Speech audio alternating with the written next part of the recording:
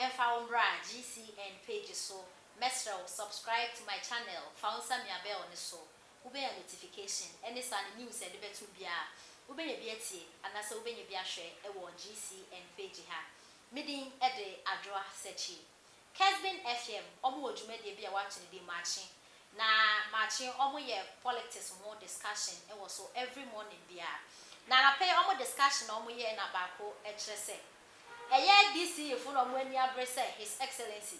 Na na dodan kwa Akufo-Addo. On appoint omo. Na omo nya kwan ni omo adwuma no. Omo aka so omo nim ni omo keka.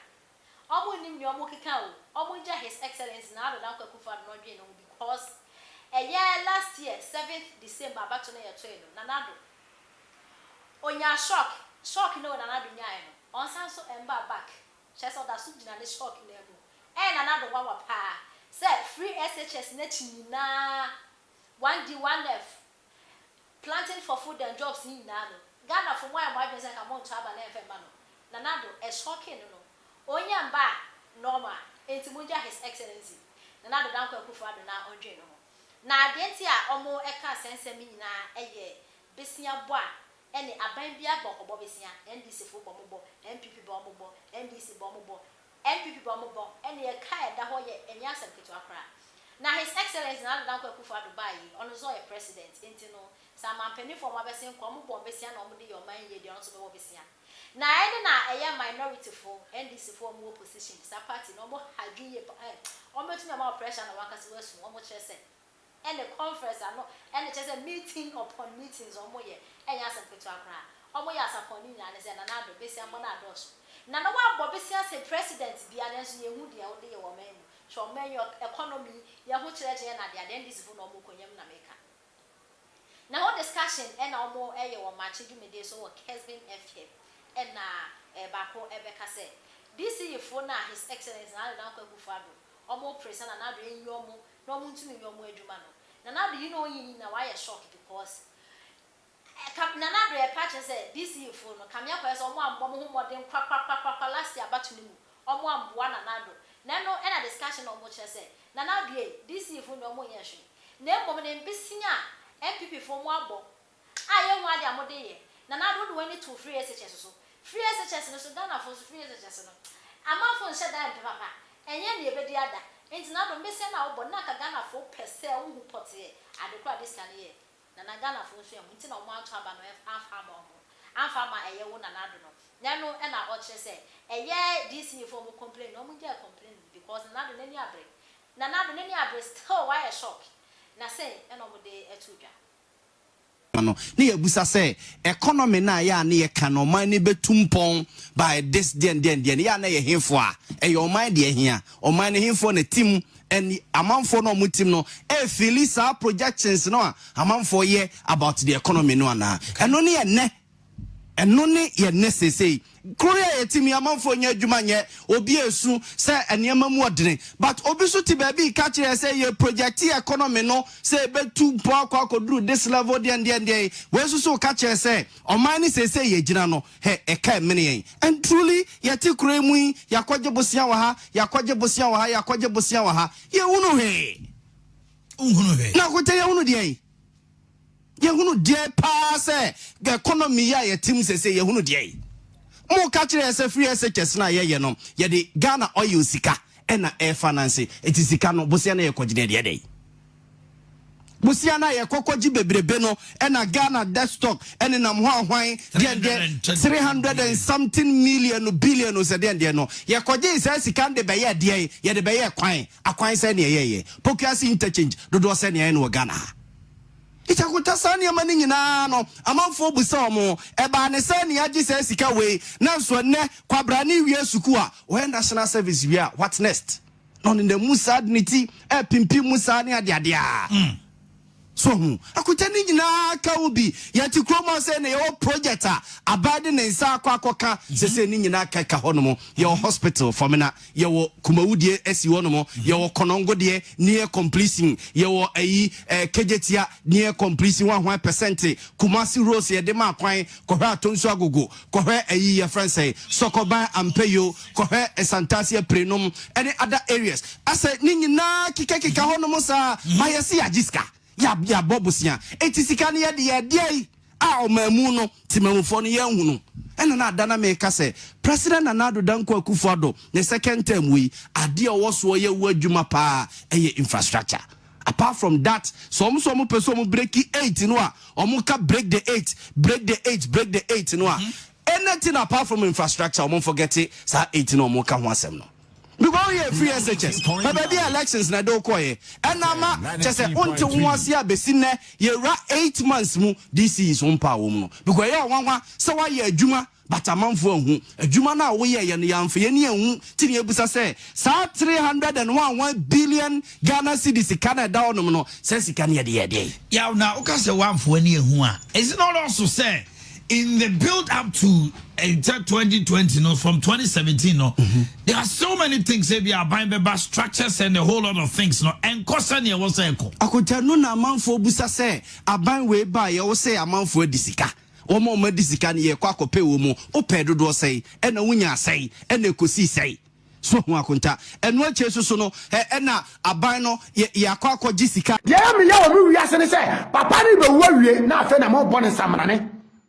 Papa ni be wawie na afa na mo ka kire say, one the first president who was able to do free education for the whole Ghanaians. Papa ni be wawie na mo ka kire say, one na eti kuo bi e friend napko. My friends are unemployment graduate people. Papa ni be wa mo ka na fo asa ka kire me say. One the president and no twere here for. Ono na abamu na udi na tem kura no won ka hwe. Papa ni be wa mo maka se me se Akufo da abamu na utimi tira kwa mu ton no ma. Na ye du abaye bi ama. Na abaye bi ama. Oh Ghana for. This is the kind of people you are. This is the kind of people you are. But the name of Akufo is on physical. You don't come together as a journalist. You don't come together as a bloggers. You don't come together as a citizens. And when I catch them, some way bad citizens. You have famu chichiru kro. Mo ya bad citizens. You have famu chichiru kro. Citizens ya demu chichiru kro ma this ye di atam ansa na ma share video. E just ye can someone go obi so ansa na ma follow ye. E just ye go obi wo fi ansa na ma me ya star. Me pesta bia yo. Masa me bo me bro o. Chale me ye serious o. Chale I don't depend on MPP and ECO. Chale I know where I came from. Oh. I know where I start life from. The catch from me confirm the yogurt. I'll never stop saying this. I know the Ghana I belong to, no. Obi mo obi o. Obi a person including our every parliament. Every court to them. Every handful. Every Akufo-Addo is different to me. And you people are disgracing him as somebody you never hear in Ghana. Mu kuru ufise obi amonte mu ne no ma pa na se mu ni suma da wo Ghana. Hey. Ene ka wudi na tema wa edi. Hello. Ya nya ohwe. Na na do de wudi na tema. Obi antwechew. National security kura yedin. What do you say? Yeah, Mr. Papa, when he said Mra, because of so, or ye Mranimni, or ye lawyer cassia, Mra, and no believe it to me, the Jagana for, or Magana for Kennedy. Sayam Radian and Addo, a corner will remove you. And I want to know what you're remove you. A teacher for now, who to come you. Not go to you, comparison will be no. Ghana for what control you. Propaganda na edo. Entro na edo. Ye mu no fini enimi yo. Ye nsa no Ghana for ya de yo. Enti emra. Na emra na de ba boy ya fo ma wo twene ehun. Ye nuama wo so mu ko school free. E nyanka le nwisia mo bra wa fo na me kasa ma wo mu no. About social media. I don't deserve to disgrace myself or to talk on social media. To insult anybody. I'm nobody to nobody. But I care for your good things, your good dream. And Ghanaians are not buying your good dream. So which I was not even like those people they call themselves graduates. But I care what you're doing. Ghana ni a railway sinyajimo. Journalists be at me can want some do. Omo faso kotofo suntale Omu jamu ho ekoba. Journalist bi antimi ankotan radio station anka wasam. But atem de die etimi tena woye. Atem de die etimi damne ho blogger. Na Ghana journalists na mo ye blogger. And the bloggers no kura ye come anim e wo followers senemo. Because of that, you guys are so disappointed to the country. Bloggers no followers because you dear them. So journalists are Ghana nyina start at media. Have pay followers. You are ashamed of your qualification. You are ashamed of your so-called the name you put in yourself, journalists. And you journalists be to say Captain Smart. And it was you a journalist and you be broke or you broker. Don't tell me say Captain Smart TV. A TV station be out. And I mean Sabato TV na metiano. Me nyani package wo. Me ana me bia ma de o. Man kwa yo bia djuma ansa o. Me bia me Sabato TV no by myself. By my dream. I didn't go to any journalism school. And I was not even going to school to learn anything about journalists. But I can talk as a good citizen from Ghana. I can educate my brothers and sisters to get a good mentality and knowledge to change their life to become better life. I tell you, who journalists no kwa we bo no. Nyansa nya tena dem tremuni bi. Eso me ton family ki yogurt me bo shine. Me catch us me ma brabo betimi abecha wo brabo. I'm telling you.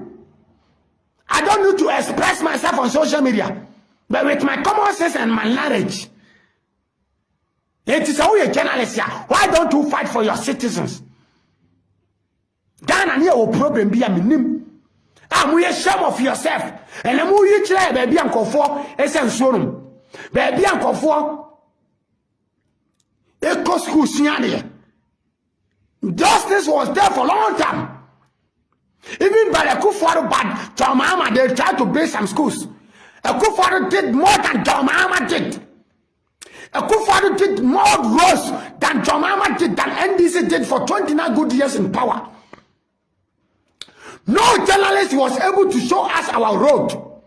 No journalist was able to tell Ghanaians what is happening in Ghana. And today Jonas is telling we guys what is happening in Ghana. You guys are so disappointed and so ashamed of yourself. Today, my brother fell from above.